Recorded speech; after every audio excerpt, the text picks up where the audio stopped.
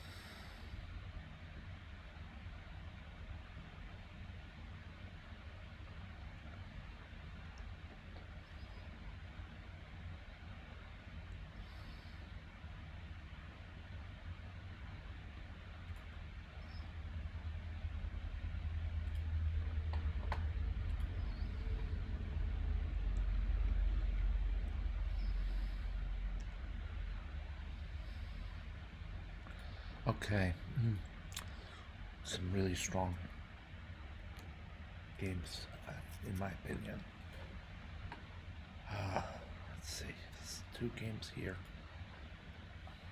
They felt my opponent played really well, and for some reason I was up to the task.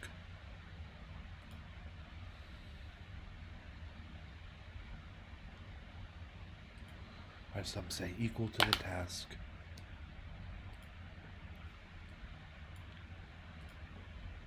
Close this. This is the first one, right? The first of these. I have white. Let's put them in the correct order. Okay, Jordan.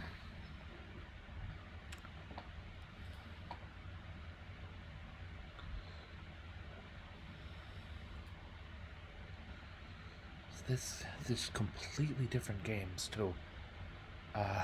Yeah. My opponent 88%, I had 86%. A lot of this is I kind of snatched this draw. All right. My opponent had neither side really had much of a lead until about here. I'm looking at the graph here, and I see that somewhere in here, white slips up by capturing. Whoops, not yet, guys, not yet. Somewhere in here, white slips up by capturing the knight. No, okay. But some of these things in a tournament game, well, you have hopefully more than 38 seconds. I'll be kind to myself and say I might not charge in right away necessarily to e5. It's the reflexive move, but after king e7, then black has the opposition and can push white around a bit. And then the important move that my opponent saw quickly here, after I move away, this exchange on c6 is winning. The best chance is to try to trade off pawns and hope for some kind of mess up in the subsequent king pawn endgame, but this is bread and butter, simple. This is tournament play, you got to know this. But I played it all the way to end, and I did get a slip up here with pawn to b3. All right, you got to keep the king in front of the pawn until after the pawn is at the 6th rank, which means for black, the 3rd rank. So we'll just diagram this a bit. I don't mean to be rude, but and as might have been nerve-wracking for my opponent anyway, but that's not what necessarily all my viewers are all about. With king to b3, now white has to go to a1, and the black king can take the critical squares by way of moving to c2, right? This is the golden path towards promotion, and white has to move to a2 by the rules of chess. Then comes pawn to b3 with check.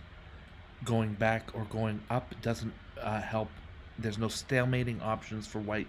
So let's say, just in case, king to a1, king to a2, and then promotion. And of course, after king to a3, checkmate on b3. That was the first game. There was a lot more to this game. A lot of blue in the review was spewed by Stockfish2. And you know what? Torch 4 spewed even more. So we have this 11 blue moves, 8 of them by my opponent and 3 by me.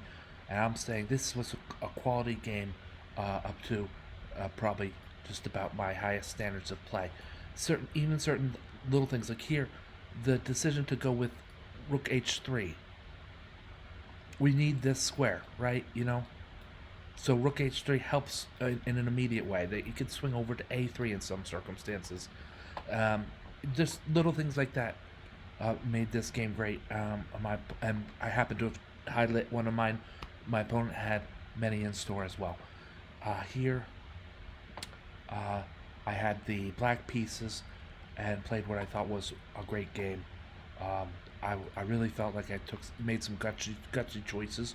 I know that right now because I'm looking at that where it says that there was a turquoise move, as such a brilliant move.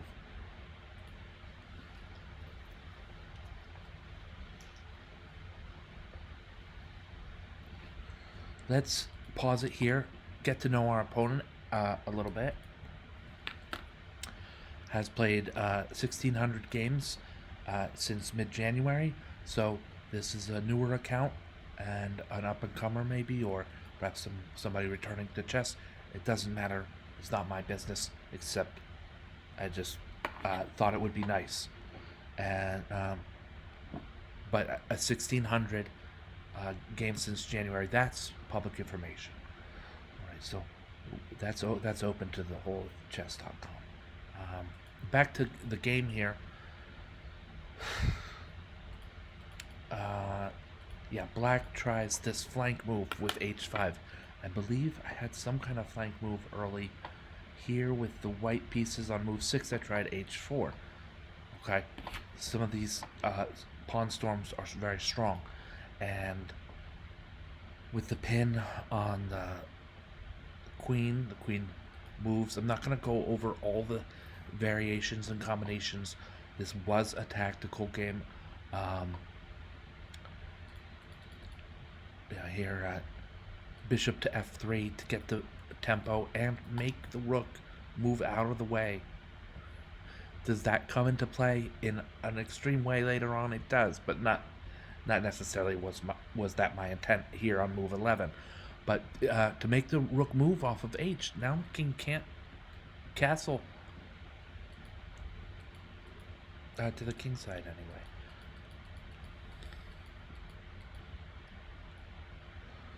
When I feel like I've played a great game of chess, I like to win, but also I like to feel like I've exchanged a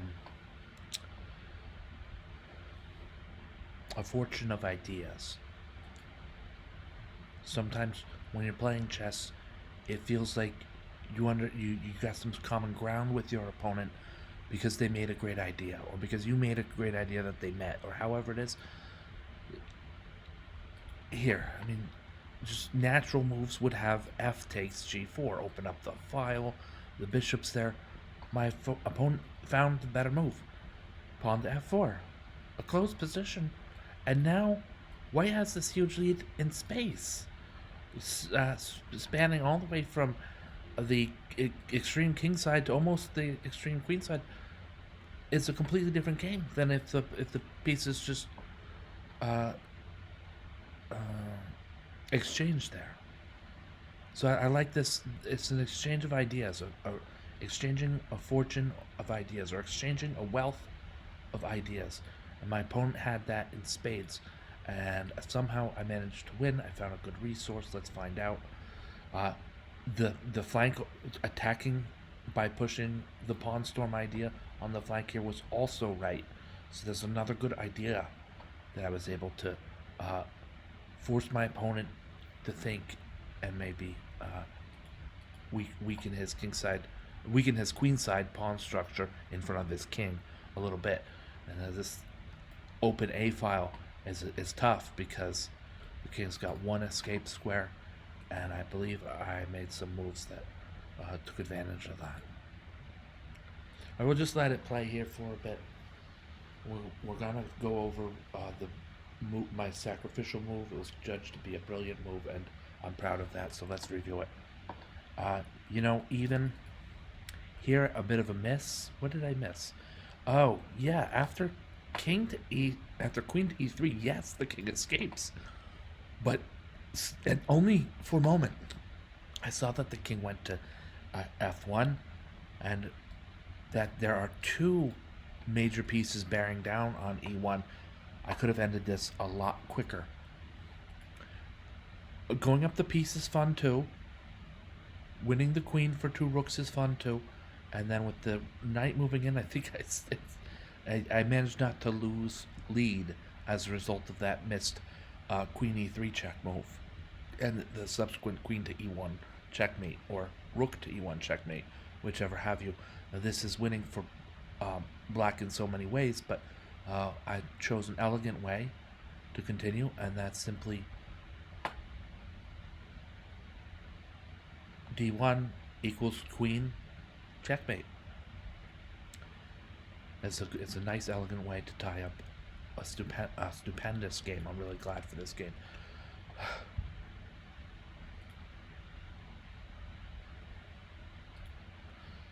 Okay. Thank you, my friends. Thank you, Gravitrons. I'm More Gravity. Have a great night.